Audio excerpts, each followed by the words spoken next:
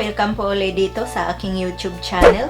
At magandang araw po sa ating lahat. Ngayong araw na to ay ipapakita ko po sa inyo ang pagluluto ng ginataang ulang. At ito na po ang ating mga sangkap na kakailanganin. Unang-una, gagamit po tayo ng bawang, sibuyas, at saka tanglad. Gagamit rin po tayo ng ulang. Gagamit din po tayo ng isang lata ng gata. Asin para sa ating seasoning. Mantika para sa paggigisa po natin. At saka gagamit rin po ako ng tubig. Ngayon ay uumpisahan ko na pong lutuin itong ating ginataang ulang. Maglalagay po tayo ng konting mantika para sa ating paggigisa. Paiinitin ko lang po yung mantika, tsaka ko igigisa yung bawang at saka sibuyas. So ayan na po, mainit na yung ating mantika. Sisimulan ko na pong igisa itong ating bawang at hihintayin lang po natin na medyo mag-golden brown po siya. Tsaka ko po isusunod itong sibuyas sa paggigisa. Mga 2 tablespoon lang po yung mantika na ginamit ko kasi ayoko po yung masyadong mamantika. Habang hinihintay po natin na medyo mag-golden brown itong ating bawang ay patuloy lang po ang paghalo. Ngayon po ay medyo nag-golden brown na po itong ating bawang. Pwede na pong isunod itong ating sibuyas.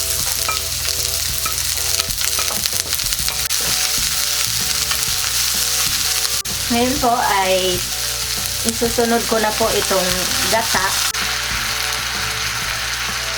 Yan, inuna ko po itong ating gata para mag-melt po siya. Pwede rin po pala na fresh na gata ang gamitin nyo. Yan, pahihinaan ko lang po ng konti yung ating apoy. Tapos habang kumukulo po itong ating gata ay haluin lang po natin ng hahaluin para matanggal yung pamumuo niya. Tapos hintayin ko lang po na medyo kumulo yung ating gata. Saka ko ilalagay yung ating ulang. Maglalagay na po pala ako ng tubig para hindi po masyadong malapot yung ating gata na ginamit. Pwede ko na pong lakasan yung apoy para mas mabilis po siyang kumulo. Tsaka hindi ko na po siya tatakpan dahil mabilis lang naman pong kumulo itong ating gata. Ngayon po ay kumulo na itong ating gata. So, isusunod na natin itong ating ulang. Ngayon naman po, ang isusunod ko po na ilagay itong ating tanglad.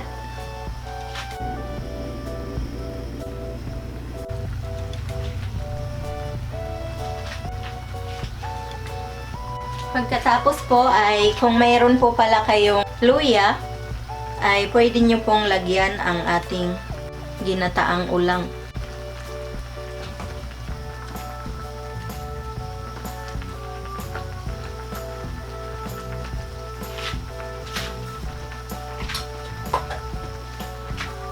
Lalagyan ko na po ng asin para sa seasoning. Para may lasa itong ating ginataan na ulang. Kung may mga gulay-gulay po kayo, like sitaw at saka kalabasa, pwede nyo rin pong lagyan itong ating ginataang ulang. Napakasarap po nito kapag mayroong mga gulay. Pero itong sa akin, wala po kasi akong gulay, kaya simple lang po ang version ko ngayon ng ginataan na ulang. At saka pang budget na rin po na recipe itong ginawa ko ngayon.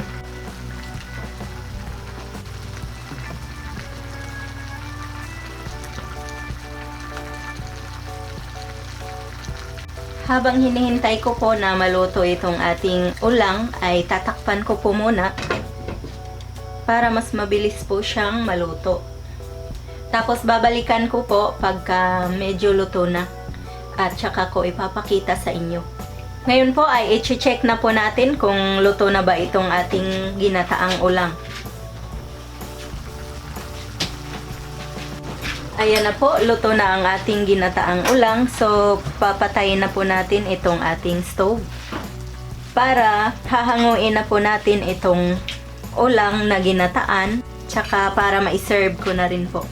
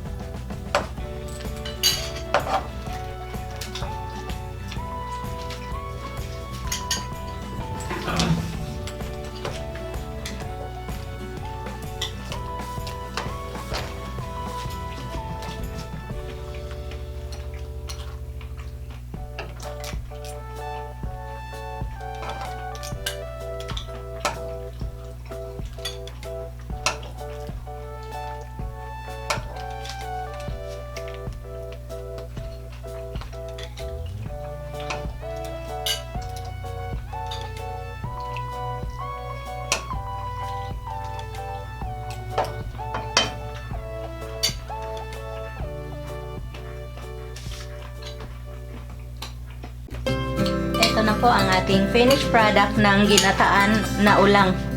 Sana po ay magustuhan nyo ang reseping ito. Maraming salamat po sa inyong panunood. Ito po si Ate Mayang na nagsasabing mabuhay!